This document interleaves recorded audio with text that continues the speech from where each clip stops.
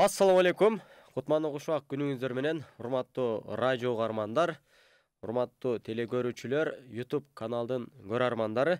Бүгүн биз сиздер менен Кудай буйрса алдыда 30 мүнөт ичинде баламдын билимдүү болуусун, баламдын тарбиялуу болуусун каалайм деген ата энелер үчүн дагы бир теманы бир айтып берели дедик. Албетте бул темаларды сиздерге айтып берерден мурда мен өзүм бүгүнкү күнгө чейин бир миңден ашуун баланын мектептеги билим алуусунда алдыга жылууга бир себеп болгон жана 8000ден ашуун ата эне, өзгөчө энелер балдары менен иштешүүдө бир туура методикаларды үйрөнүп, жана ошол методикалардын артынан балдарындагы ийгиликтерди андан ары көбөйтүп, баласын өнүктүрүүгө бир билим алуусуна да себеп болдук. Андыктан бүгүнкү теманы сүйлөгөнгө дагы кандайдыр бир деңгээлде бир моралдык укугум болсо керек деп ойлойм. Жана бүгүн биз сиздер менен тарбиялуу, билимдүү баланы кантип коомго чыгарам деген тема. Андыктан ар бир ата эненин ниети ушул: балам тарбиялуу болсо экен, балам билимдүү болсо экен, балам эртең чоңоюп элге кошулганда анын тарбиясынан башкалар зыян тартып калбас экен. Балам билими менен өзүнө жардам берип, өзүнүн жашоосун тыңдап, башкалардын дагы жашоосун жакшыртуусу үчүн бир жардам берсе экен, жүргөн жерин жашылтантса экен, кууратпай деп, ушундай бир жакшы тилек ниеттери бар. Жана биз ушул ата энелердин ушул тилек ниетин ишке ашыруусунда бир жардам болсун деп ушул эфирди уюштурган кербезбиз. Ал эми бул долбоордун аталышы баарыңыздарга белгилүү: мен баламды кантип өнүктүрөм. Баламды кантип өнүктүрөм деп аталат. Анда кеттик. Сөз башынан болсун. Ар бир ата эне коомго 4 түрлүү баланын бирөөсүн гана белек кыла алат. Биринчиси, жазып алсаңыздар жакшы болот. Биринчиси, тарбиялуу, бирок билимсиз балдар бар. Тарбиялуу, бирок билимсиз. Экинчиси, тарбиясыз, бирок билимдүү балдар чыгат. Үчүнчүсү, тарбиясы дагы мыкты, билими дагы мыкты. Ал эми төртүнчүсү, тарбиялуу, бирок билимсиз. Тарбиялуу, бирок билимсиз. Ушул 4 түрдөгү баланын бирөөсүн гана ата эне коомуна белек кылат. Коом ал бала балаткаттан өтүп, 18 жаштан кийин чыгып, ал жердин өзүнүн оокатын кылып, ырыскысын таап, үй бүлө куруп, карым катнаш түзө турган жер. Жана бала ушул 4өөнүн кайсыл кайсыл бирине кирген болсо кандай болот? Ошону өзүңүздөр мында айтылышынан эле түшүнө аласыздар баары бир. Анткени бардык ата энелер биз жогоруда айткандай тарбиялуу, билимдүү баланы коомго чыгаргысы келет. Бул тилекке каршы андай эмес, эми реалдуу жашоону караганда бардык эле баласын тим эле билимдүү, анан тарбиясын мыктылап коомго чыгарып атканын өтө сейрек кездештирип атабыз да. Ошон үчүн негизи ар бир бала билимдүү дагы, тарбиялуу дагы болуп, тарбия алып, коомго чыга алат. Ар бир бала. Ооба, ар бир бала. Сиз эч мындай туура эмес угуп алган жоксуз. Ар бир бала тарбиялуу дагы боло алат, билимдүү дагы боло алат. Болгону 1-2 критерийлери бар. Биринчи кезекте ал баланын акыл эси соо болуш керек. Андан кийин ал бала өзүнүн укугундагы тарбияны жана билимди алууга тийиш. Болду. Эми акыл эси соо болуусу бул тагдырынан, албетте, бул тагдырынан. Эми кийинки физиологиялык бир удар жеп калуусу бул эми ал деле тагдыр, албетте. Бирок эгер төрөлгөндөн акыл эси кемирээк болсо, буга биз эч нерсе дей албайбыз. Эми бул Кудайдын иши, жана буга эмне дейбиз? Бир Кудайдын деле бул кандайдыр деңгээлде башкалар үчүн бир эскертүүсү, жакшылыгы да. Анын үстүнө билесиздер, акылы кимдир бирөөнүн акылы кем болуп төрөлгөн болсо, ал баладан сурага алынбайт. Ал кийин чоң 40-ка, 50-ге, 80-ге чыгып каза болсо дагы акылы кем болгону үчүн ал суракка тартылбайт. Жада калса парз амалдар дагы парз болбойт, акылы кем болсо. Ошондой. Демек Кудайдын жакшылыгы бар ал үчүн албетте. Ал эми акылы соо эле болсо, физиологиясын эске албайбыз. Анткени колу буту жок адамдар төрөлүп атат, төрөлүп калышы деле мүмкүн. Эми андайдан Кудай сактасын. Но реалдуу турмушта көрүп атабыз. Физиология эгер акыл эси соо болгон болсо, физиология анчейин деле роль ойнобойт. Адамдын өнүгүүсүндө, адамдын тарбиялуу болуусунда, адамдын билимдүү болуусунда анчейин роль ойнобойт. Болгон бир аз билим алуу кыйыныраак болушу мүмкүн, бирок болот деген сөз. Ал эми биз бүгүнкү күндө жалпы эле акыл эси соо балдардын ата-энелерине билимибиз менен бөлүшөлү дедик. Качан бала тарбиялуу, бирок билимсиз болуп өсөт? Мен жашоодо көп адамдар менен жолугууга туура келет. Дээрлик күн сайын жаңы адамдар менен сүйлөшүүгө туура келет. Дээрлик күн сайын жаңы адам менен сүйлөшүүгө туура келет. Анан көп окуяларды, көп адамдардын жашоосундагы практикаларын угууга дагы туура келет. Жана мен көптөгөн мисал үчүн бир айда айталы бир 50 ата-эне менен жолуга турган болсо, мисалы орто эсеп менен бир айда 50 ата-эне менен. Ошолордун орто эсеп менен бир 30дан өйдө 40тын тегереги, 30дан өйдө 40тын тегерегинде балдары менен иштеше албай атканын, балдарынын азыркы тарбиясына, мектептеги алып аткан билимине, билимге болгон кызыгуусуна анчейин жүрөгү мындай тынч болбой, канааттанбай жатканын айтып келет. Эмне кылайын деп. Анан биз айтабыз, энелик милдетиңиз бар. Ошол энелик милдетиңизди 100% аткарган болсоңуз, анда сиз андан башка эч нерсе кылышыңыз зарыл эмес болот. Канткенде 100% аткарасыз? Биринчи сиз 100% аткарып атасыз, ошону карап алалы деп, анан кайра сөзгө тартабыз. Сиз 100% аткарган жоксуз. Неге 100% аткарган жокмун? Эгер сиз 100% аткарып атканда, сиз бизге келбейт болчусуз. Бизге келип атканыңыздын өзү, демек сиз балаңызга тарбия берүү маселесинде, билимине жардам берүү иштеринде сиз өзүңүз билимсизсиз. Балким билимиңиз бар, бирок убактыңызды бөлө албай жатасыз. Убактыңыз деле бар, болгон сиз кайдыгерсиз балким. Себептери толтура. Анан биз ошентип ата-энелер менен сүйлөшүп атып, баягы 2ден 1 дагы эмес да, 3дөн 2 дейли. 3дөн 2 балдар менен иштеше албай жаткандарын айтып келишет да. Эми балдар менен иштеше албай жаткан кактан билебиз? Мектептеги сабактары начар. Бир айтканда туруп кетпейт бала. Сөздү уга бербейт, мындай кайра какшата берет. Дагы эмне? Ата-энени мындай толук тоготпойт бала. Өзү бала ата-энени толук тоготууга тийиш, милдеттүү. Ата-энени толук тоготуп мындай анын сөзүн эки кылбай, да? Айтканын айткандай кылууга бала милдеттүү болот. Албетте шарий бир эле баягы бар, тартип бар. Эгер ата-эне арам ишке жумшап койсо гана биз аны аткарбайбыз. Калган бардык буйруктарын аткарууга милдеттүү болуп кала беребиз. Ошондуктан эми биздин эл мусулман эли балдарды арамга деле жумшабайт өзү. Эми ошол адалга жумшап атканда дагы балдар сөзүн эки кылып аткан эмнени билдирет десе, албетте бул тарбия жакшы берилбей калган баланын ата-энеси экениңизден кабар берет. Сөздү эки кылып атканы баланын кемчилдиги десе, баланын кемчилдиги эмес. Бул тарбиядан кетип аткан кемчилдик. Тарбияны бала өзүнө өзү берип атат десе, жок. Тарбияны ата-эне балага берип атат, кошуналары берип атат, чоң ата чоң энеси берип атат, тайэне таятасы берип атат, бир туугандары берип атат, ошол баланы курчап турган чөйрө берип атат. Бирок бул бардык адамдардын башында атасы, энеси турат. Атасы, энеси башкалар берген тарбиядан дагы алардын берип аткан тарбиясынын салмагы оор болуп кете берет. Мындайча айтканда, тарбиянын ачкычы ата-эненин колунда баары бир. Мугалимдин да колунда эмес. Ошондуктан биз балдарды канткенде тарбиялуу билимди кылабыз десек, анда баланын акысындагы тарбияны бериш керек болду.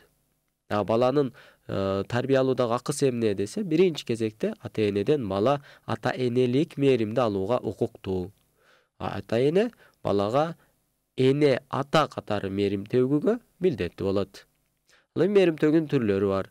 Биринчи эң мээрим төгүүнүн жакшы формасы бул баланы бир күндө жок дегенде бир жолу 5-10 секунд жөн эле кучактап олтуруу. жөн эле балагатка чейинки балдарды жөн эле кучактап отуруп. Эми балагаттан кийинки балдарды, кыздарды деле кучактаса эч зыяны жок.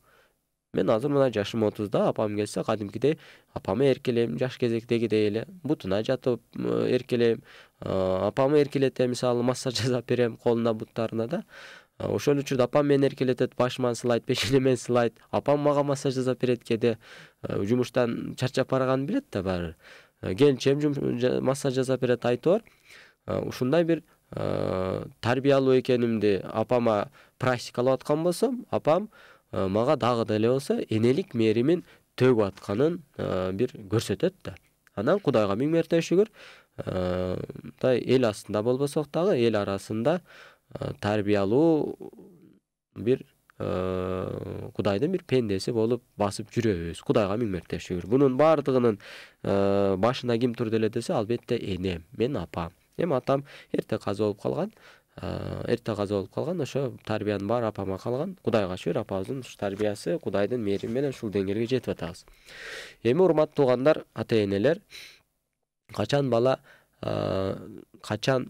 тарбиялуу, бирок билимсиз болуп калат деген нерсеге жооп бере турган болсок, качан ата-эне бала менен иштешүүдө, баланы жашоого тарбиялоодо, адамдар менен болгон мамилени, жаратылыш менен болгон мамилени, кошуналар менен болгон мамилени, улуулар менен болгон мамилени жакшы үйрөтүп, бирок билимдин жашоодогу ордун анчейин олуттуу карабастан, аны каяктан билесиз? Сиз балаңызга тапшырма аткаруусунда эгер жардам бербей аткан болсоңуз, демек сиз билимдин адам жашоосундагы олуттуу бир орду бар экенине, кайдыгер экениңизден далил болот.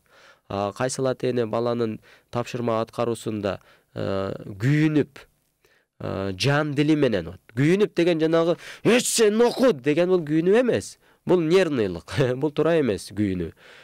Күйүнүүнү туура эмес формада көрсөтүү деген сөз да. Жок.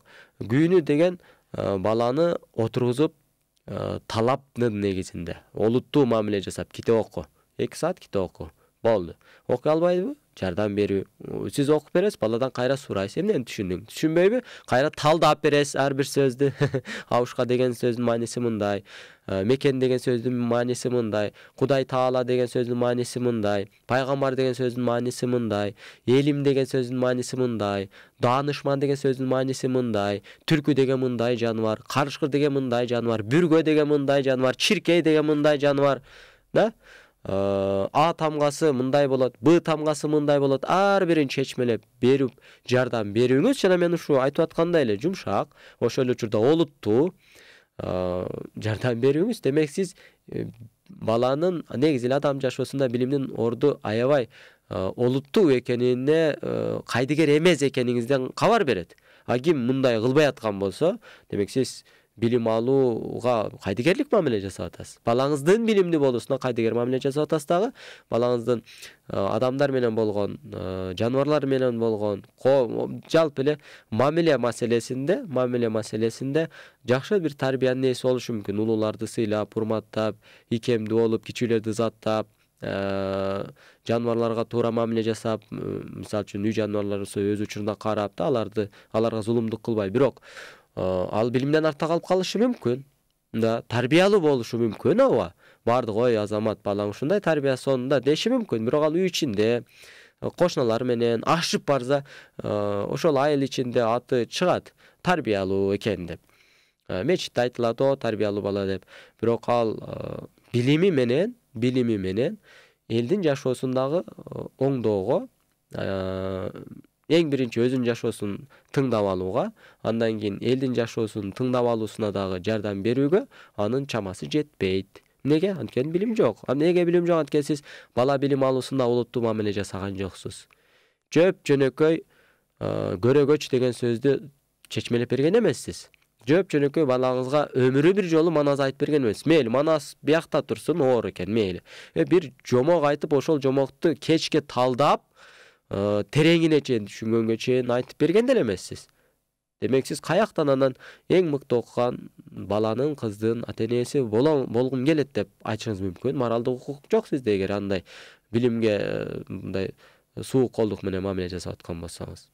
Көрдүңүзбү, ошондо тарбиялуу бирок билимсиз балдар ушинтип пайда болуп кала берет. Бизде коомдо бар. Тарбиясы сонун, бирок байкуштун интеллекти өтө төмөн. Ой жүгүртүүсү өтө кыска. Да? Мамилеге келгенде тим эле сыйлап турат, жол бошотуп берип турат. Айтор жакшы тарбиясы. Эми экинчиси бар.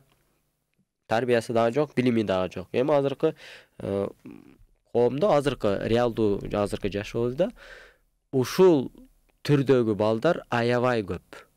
Аябай көп дегеним канчалык? Жогорудагы 50 ата-эне болсо, эгер 100 ата-энени ала турган болсок, мен өзүм анализим бул. Мен өзүм эми ата-энелер менен дагы, окуучулар менен дагы иштешем да, мугалимдер менен да иштешем өзү. Өзүмдүн баамымда ушул 80-70%, 100 үй бүлө болсо, 80-70-и ушундай бир билимсиз, анан тарбиясы начар балдарды коомго даярдап атат. Чын ушундай. Тарбиясы начар, билими почти жок билими. Ушундай балдарды коомго даярдап атат.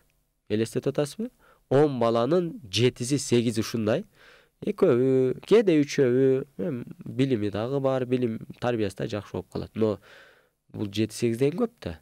Биз жогоруда айттык, ар бир бала мыкты тарбия ээси дагы боло алат, мыкты билим ээси дагы боло алат деп айттык. Ал эми ошол нерсени ишке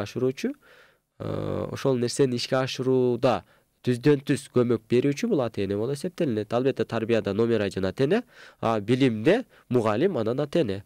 Мугалим, анан ата-эне. Эми бир туугандар, чоң болсо бир туугандар киришет, тайнеси, таятасы баардыгы жабылап уктап кириш керек.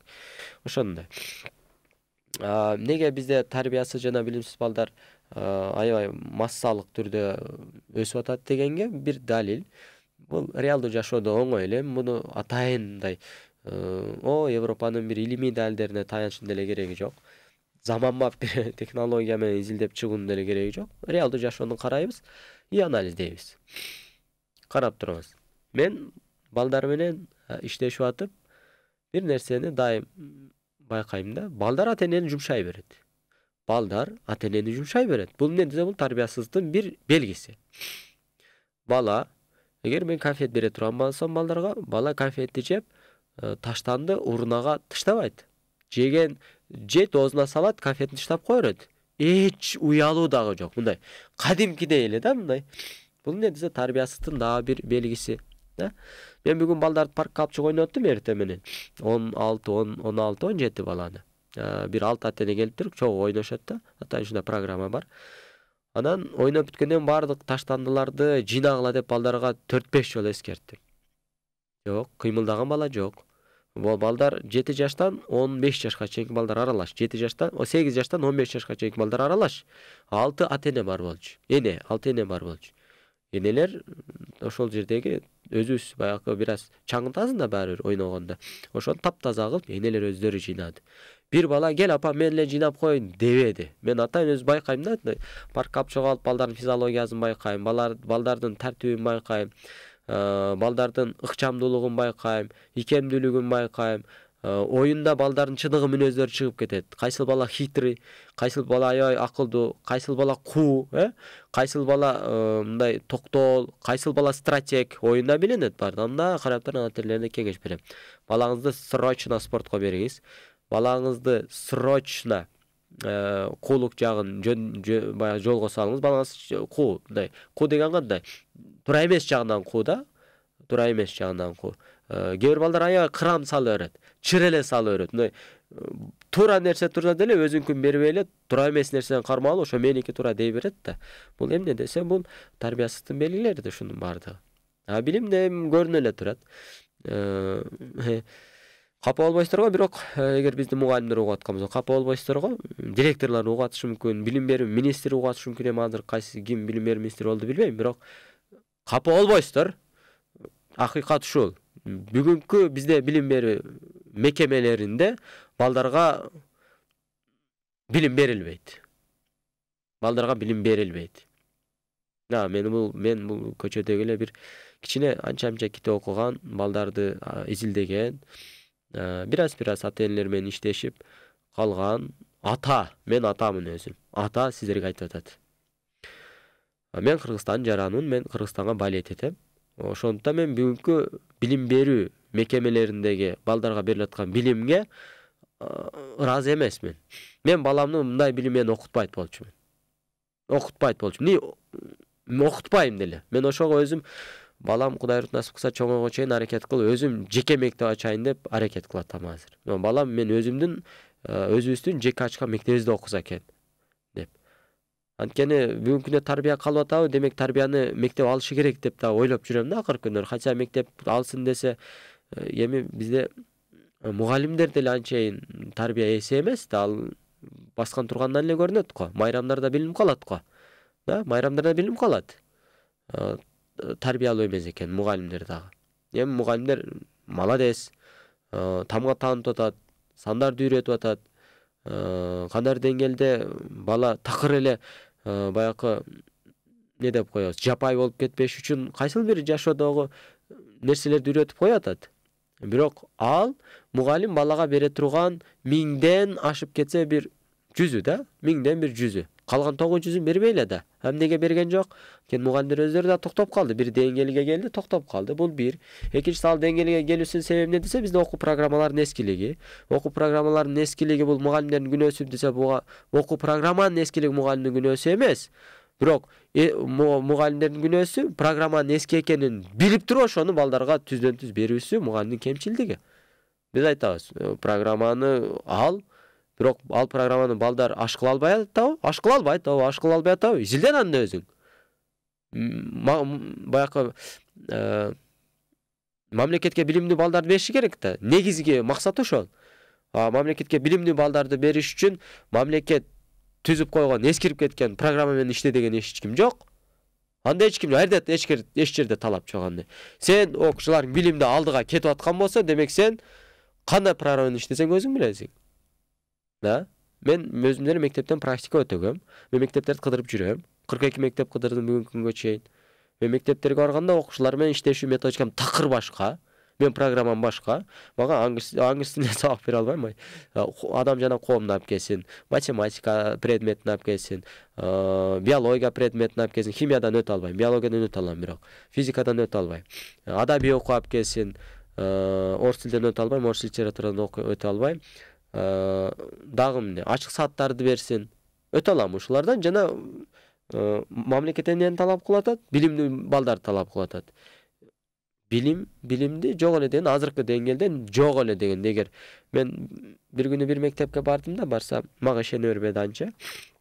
Анда мен просто эле сурандым. Эжеке, завуч менен сүйлөшүп атабыз. Эжеке, мектебиңиздерде 3000 окуучусу бар мектеп болчу, Бишкек шаарында эле.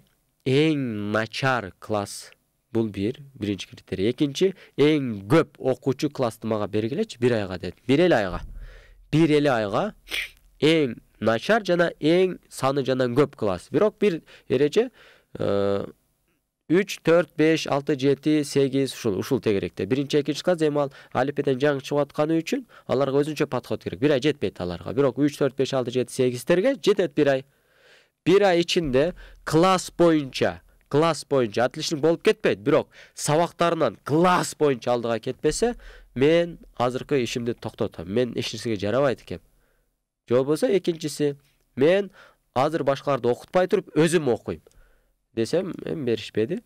Чакырып да койбоду кийин.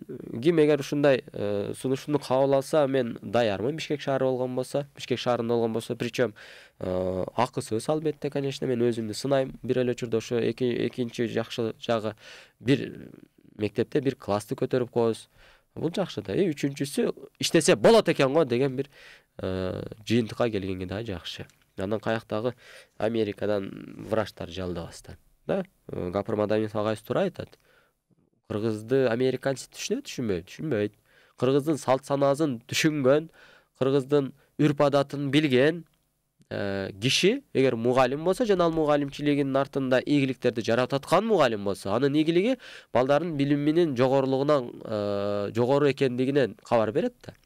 Ошол мугалимдер кыргызды түшүнөт жана кыргыздарды өнүктүрүүнүн жолун ошол эле билет. Америкадан келген ковбойлор билбейт аны. Ал $10,000 эмес $100,000 сураган учурда дагы. Кандайдыр бир заманбап билим алуудагы системаны коюп берет десе, анын дагы мээси бизде жокпу? Андагы мээ бизде жокпу? Бул бир. Экинчиден ал кое турган системага керектүү инновация бизде жок. Эмне өзүңөрдү алдайсыңар деп ушинтип бир ушуп койгум келет кээде билим берүү тармактагыларды. Алар коюп бере турган системаны билим алуудагы инновация, технологиялык жактагы жабдуулар бизде жок.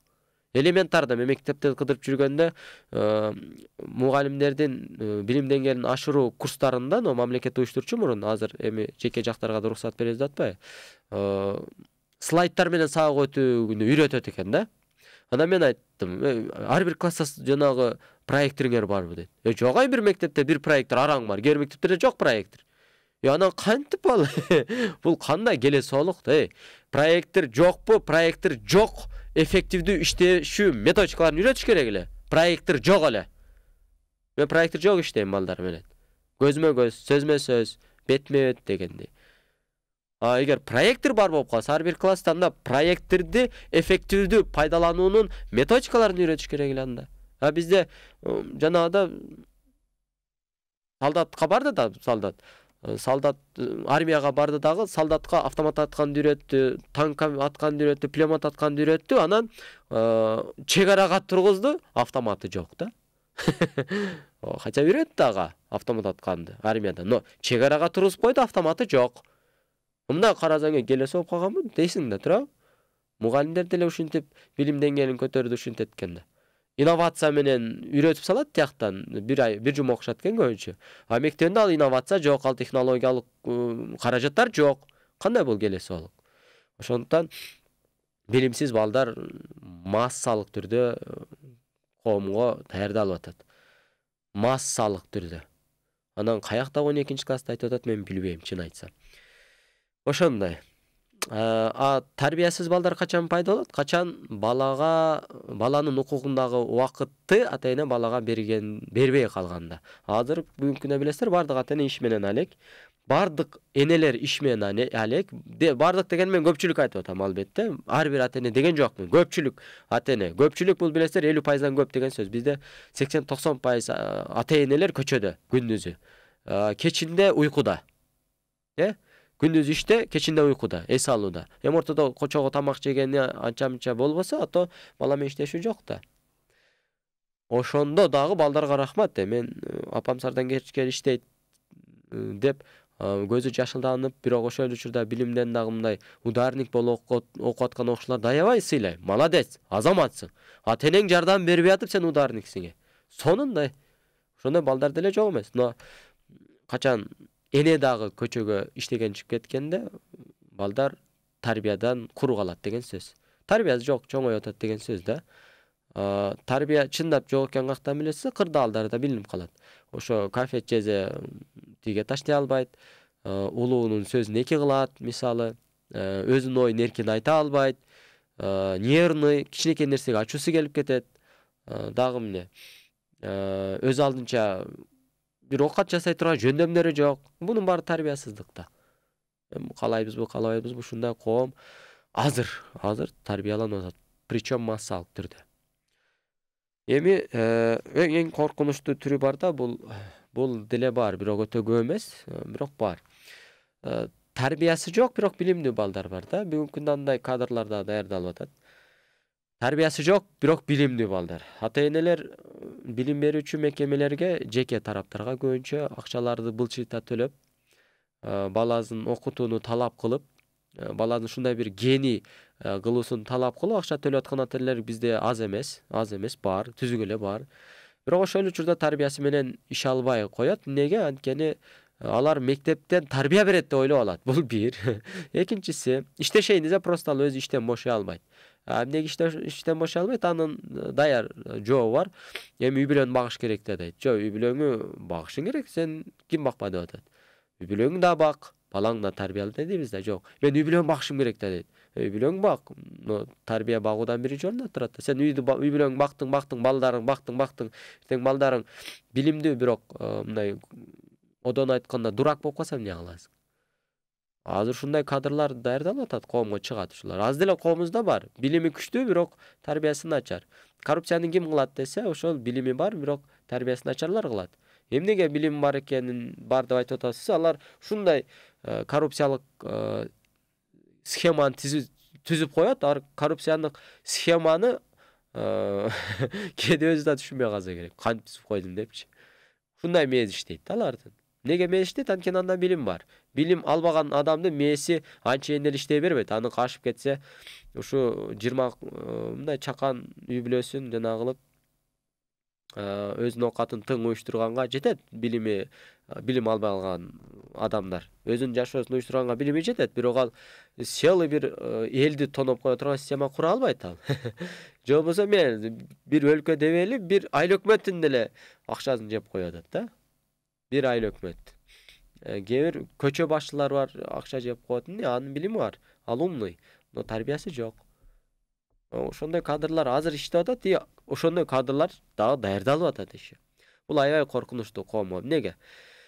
Ал билимин тарбия менен алган билимин тарбия менен журулуштуруп иштетпей турган болсо, ал билимин өзүнүн кызыкчылыгы үчүн иштетет дагы. Ал элге массалык түрдө зулумдукту келтирип коюшу толук ыктымал. Массалык түрдө элге зулумдук кылып коюуга толук мындай аракетин жумшап кое берет ал. Жана ал нерседен беттери кызарбайт анын. Эмнеге? Анткени анда тарбия жок. А тарбиянын өзөгүндө эмне бар билесиздерби? Тарбиянын өзөгүндө жаратуучусун таануу бар. Жаратуучусунан коркуу бар. Жаратуучусунун мээриминен куру калбайын деген коркуу бар да, бул тарбиянын өзөгү ушул. Ал тарбиянын өзөгү балага берилбесе, анда кечирип кой. Балаң билимдүү, бирок дурак. Элин коргулат, жерин коргулат, элин сатып берет. Эл дегенде Кыргызстанды элестетип, президенттерди элестете бербегиле. Мен айтып атам, бир көчөнү сатып берет алар. Бир көчө топтогон акчанын жарымын жеп, жарымын эптеп бир балекаттар жасап жүргөндөр толтура эле көрүп атабыз. Ошондой. Ошондон урматтуу туугандар, мисалы үчүн мен Кудайга миң мерте шүгүр, дачада жашап калдым, шаар четинде өзүбүз дача сатып алып. Ошол жерге барсак суу жок экен. Анан 1 жыл жашадык, суу жок. Анан байкасак эч ким чыгынчудай эмес, баары эле суу болсо жакшы болот эле деген сөз. Анан өзүбүз дагы 1 жыл суу сырттан ташып белден бел калбай калды. Анан элди топтоп, чогулуш кылып, кел суу чыгаралы деп ошентип уюштуруп, азыр мына 30 үйгө суу чыгардык 1 миллионго. Өзүбүз эле акча топтоп. Ошонун уюштуруу иштерин, акча бөлүштүрүү иштерин өзүбүз моюнга алганбыз. Жана мен тыйынына чейин эсептегенде кошуналар таң калып калды. Сен почти 2 ай убактым кетти да ошого. Иштен тышкары албетте. Bir күндө 6 саат, 7 саат иштейт болчумун. Андан тышкары убактым ошо суу чыгаруу менен алек болду. Ар бир тыйынына чейин жазып, WhatsApp группага жөнөткөндө аңа таң калышты да. Сен мындай майдалай бербе да дейт да. Эми элдин акчасы болгондон тыйынына чейин айтышың керек да. Ошентип 1 миллион 30 бир нерсе миң болду эле. Азыр эми 2-3 жыл өтүп кетти арадан. 1 миллион 30 канча миң болду эле. Ошол банкнотум дагы деле бар. Издеп таап алдым бүгүн. Кудайга миң мерте шүгүр. Бунун баардыгы эмнеден улам десе, мен кыйындыгынан эмес. Бул бизге баягы берилген тарбиядан улам болуп атат да. Бизге берилген тарбиядан улам. Ошон анан айлык деле чыгарып алсаң боло берет деди. Жок, мен айлыгыңарга деле ыраазымын. Өзүм тапканым жетет. Жөн ушу элге кызмат деп ушу 1 миллион 30 миңдей акчаны ордуна коюп, 0 отчет берип, мына азыр мен дачадан көчүп кеттим, бирок дачага барсам мени эч ким мынтип карабайт, жылмайып карайт, баардыгы сый урмат менен саламдашат. Хотя айылда эң жаш үй бүлө биз болчубуз. Айтайын дегеним ушул тарбия бар бир адамдын билимин иштетүүдө ролу өтө чоң. Көрдүңүздөрбү ушундай. Эми биздин устаздарыбыз айтат да, бир кимдир бирөөгө кайсыл бир жакшы нерсени бөлүшүүдө өзүңдөн да мисал кыла жүр дейт. Эми бул мактанууга жатпайт деп ойлойм албетте. Ошондой. Эми урматтуу туугандар, акыркы коомго чыга турган балдар бар. Бул бардык ата-эненин ниети ушул өзү. Тарбиялуу, билимдүү. Мен ушул теманы кийинки сабак айтып берейин деп атам, анткени бизге берилген убакыт бүтүп калды. Канткене биз тарбиялуу жана билимдүү баланы коомго белек кылабыз. Ошону эмки сабакта айтып берейин, Кудай берсе, чечмелеп. Билимдүү балдар, кандай баланы билимдүү деп айтабыз, кандай баланы тарбиялуу деп айтабыз жана канткенде билимдүү кылабыз, канткенде тарбиясын мыкты кылып коомго деп подарить этебиз. Эмки сабакта буюрса сүйлөшөбүз. көңүл буруп укканыңыздарга рахмат. Жана албетте бул берүүлөрдү бизде Марва ТВ YouTube каналыбыздан, Студия Ас YouTube каналыбыздан, Насихат YouTube каналыбыздан көрсөңүздөр болот. Жана Кадам тренинг борбору Instagram баракчабыздан дагы ссылкалар аркылуу ушул берүүлөрүбүздү көрүп турсаңыздар болот. Ушул мүмкүнчүлүктү түзүп берип аткан Марва ТВ телеканалы Насихат радиосунун жааматына терең ыраазычылык билдиребиз. Аллах Таала алардын ишине ийгилик берсин. Баарыңыздардын үй бүлөңүздөрдө тынччылык, бакубатчылык болсун. Тарбияда дагы, билимде дагы, финансыда дагы, ыйман маселесинде дагы бакубатчылык ар бириңиздердин үй бүлөңүздөрдө болсун. Ассаламу алейкум.